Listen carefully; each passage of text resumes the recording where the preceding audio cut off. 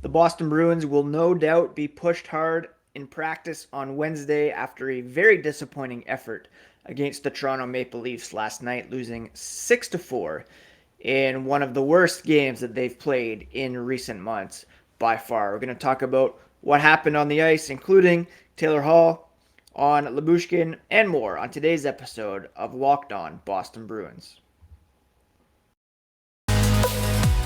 You're Locked On Bruins, your daily podcast on the Boston Bruins. Part of the Locked On Podcast Network, your team every day.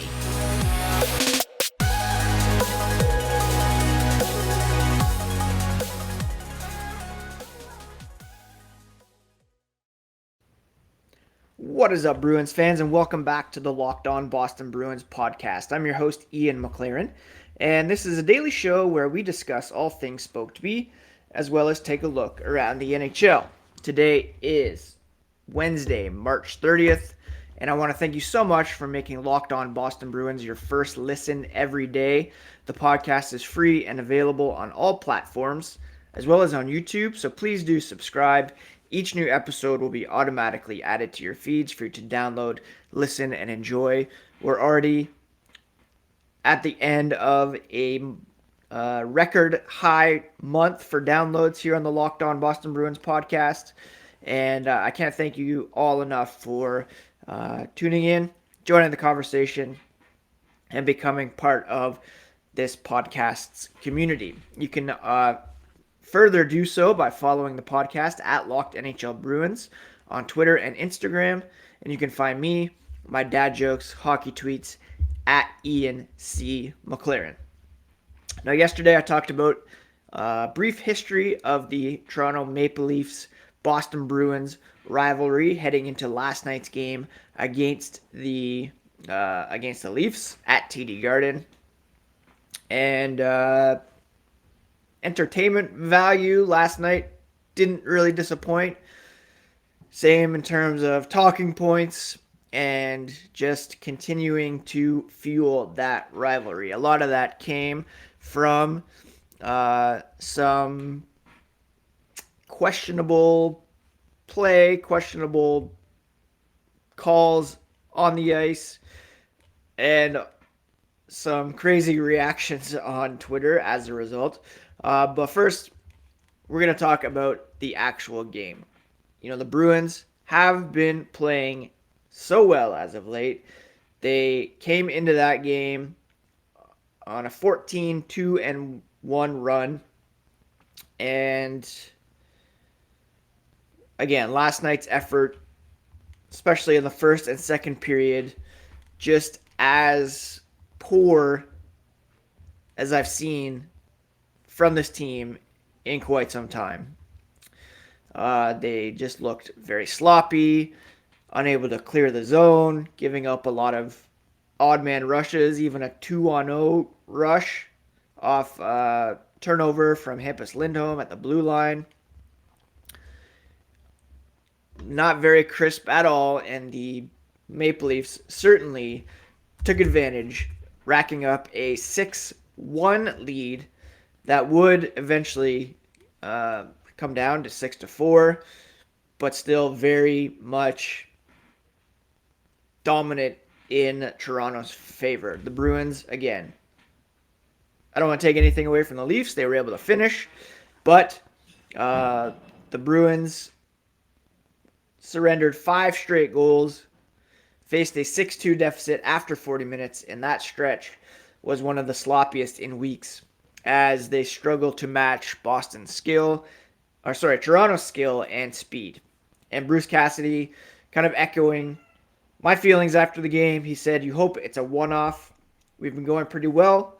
The guys were trying to work their way back in the game, whereas early in the year, he wasn't sure if they got feeling sorry for themselves or doubted themselves, but they weren't able to show that resolve, that fight, and they're now well beyond that, which is encouraging to see. They were working back to it, trying to get back to their game. Some guys got frustrated with some calls, took themselves out of the right mindset. You have to work through that. It's a loss, a home loss. The Leafs clearly better than the Bruins. A team they'll play one more time in the regular season, a team they might play in the playoffs. So it's disappointing in that regard that they weren't able to get themselves primed for it and come out, guns blazing. They'll have to work today, see how they respond tomorrow night against the New Jersey Devils. Puck management was a huge issue for the Boston Bruins last night. An unexpected development. Again, I point to that Lindholm turnover. You have to take care of the puck. Cassidy said they didn't do enough of that early on. They weren't prepared to play. It's a shared responsibility between the players and the coaches. And really, overall, it is an anomaly. It's not how they have been playing as of late. Charlie McAvoy said, when a game is out of sight like that, it's about maintaining good habits, building towards the next game. Anything can happen. They got within striking distance, which is encouraging. They didn't let the negatives snowball. Just said, let's get back to playing our game, find something we can feel good about.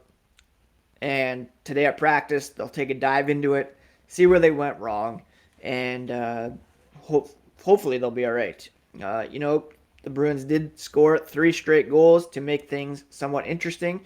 Jake DeBrusk, Curtis Lazar, and Taylor Hall got the goalie pulled with 2:22 in regulation, but couldn't get all the way back, unfortunately. Now, Jeremy Swayman allowed 6 goals on 25 shots. He was pulled in favor of Linus Ullmark, who turned away all 7 shots faced in the third. It'll be interesting to see if they go right back with Swayman to try to get his confidence back up, or if they'll go with Ullmark tomorrow night against the New Jersey Devils. A reminder that Tuukka Rask will be honored prior to that game. Now, my takeaway from all this, I've tried to make a concerted effort over the past few years not to get too worked up over regular season games. At the end of the day, it's a Tuesday night in March, and a game to learn from, take some positives, and hope that it doesn't repeat itself in the postseason. I guess kind of had the luxury of not worrying too much about regular season games when you have a bunch of playoff series wins in the bank already. There's not, Toronto's a bit of a pressure cooker, having not performed in the postseason, so they'll take whatever wins they can get. But for me, very unfortunate game, hard to watch, and there could be some residual effects if there are supplemental disciplinary decisions coming down the pipe.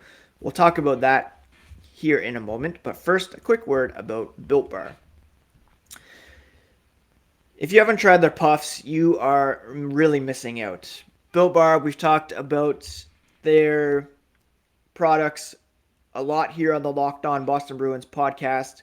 It is the best protein bar on the market because they are both healthy and delicious.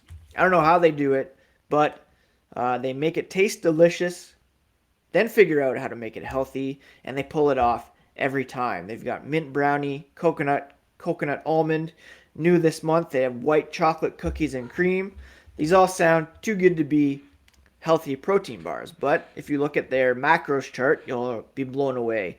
But 130 calories, 4 grams of sugar, 4 net carbs, 17 grams of protein. Compare that to a candy bar, which actually has about 240 calories, 30 grams of sugar, dozens of net carbs. You can go to Build.com right now, use promo code LOCKED15, and get 15% off your order. That's promo code LOCKED15 for 15% off at Built.com. Thank you so much again for making Locked On Bruins your first listen every day. free and available on all podcast platforms. Do check out the Locked On Now podcast, which is a daily recap of all the previous night's action from our local experts. Now, there was a bit of ugliness in this game last night. Some penalties that were called, that weren't called early on, really set the tone for the rest of the night. There was matching unsportsmanlike conduct penalties against Michael Bunting and Craig Smith. David Pastrnak was called for boarding against Morgan Riley. And then in the second period, there was a roughing call on Taylor Hall against Ilya Lyubushkin. Now, this came after Lyubushkin had sent Taylor Hall into the boards from behind, similar to the call on Pastrnak and Riley earlier in the game. There was no penalty called on Lyubushkin.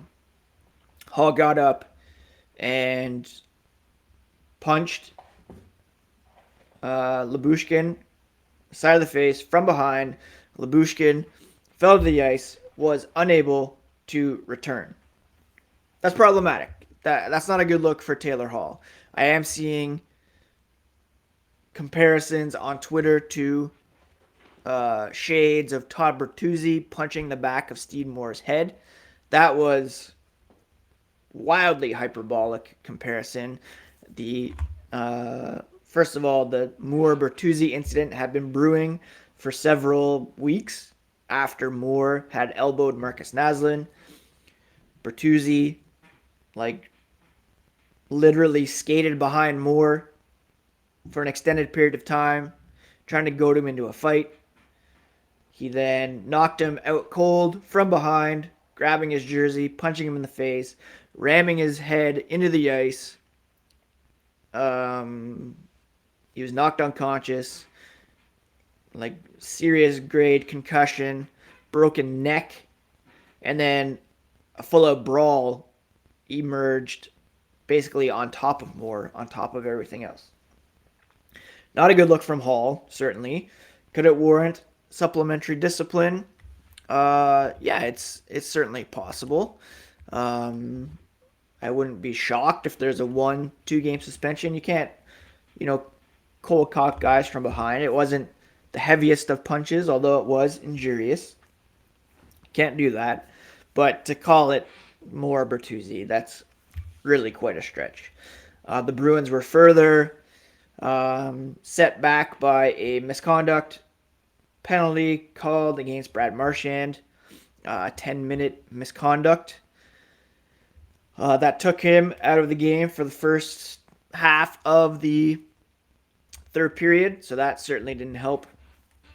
But overall, it's quite possible that Taylor Hall will not be in the lineup for Thursday's game against the Devils, but it's not quite as egregious as some people are making it out to be, I don't think. Again, just kind of fueling the rivalry. And if these two teams were to face each other in the playoffs, yeah, it could go either way, I think.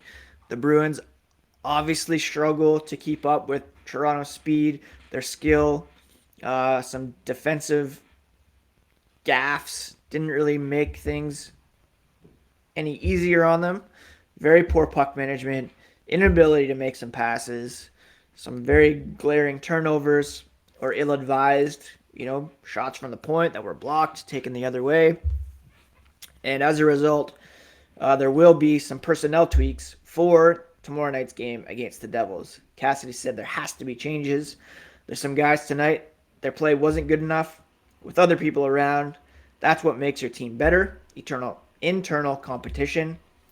They were going to make some changes anyways, but last night's game certainly accelerated the process. So we could very well see Mike Riley in the lineup, Josh Brown making his Boston Bruins debut, Mark McLaughlin's waiting in the wings, Jack Stanika as well. Could there be some changes up front? I'm not sure where they would make those because the lines are rolling pretty well at the moment. It was more some defensive issues last night, and I think those guys will probably come in for Forbort and Clifton. Riley for Clifton at the very least, I would think. What else is going on out there? I did want to mention Curtis Lazar. He led his post-game remarks by offering condolences to the Ottawa Senators on the passing of Eugene Melnyk at age 62. He spent his first 6 seasons with Ottawa. He said he had the pleasure of crossing paths with Eugene during his time in Ottawa. He will be greatly missed. Did a lot for hockey in Ottawa. It's a sad day. He said he'll never forget when he was with the Senators, got released to go play for the World Juniors. He was given all the support in the world.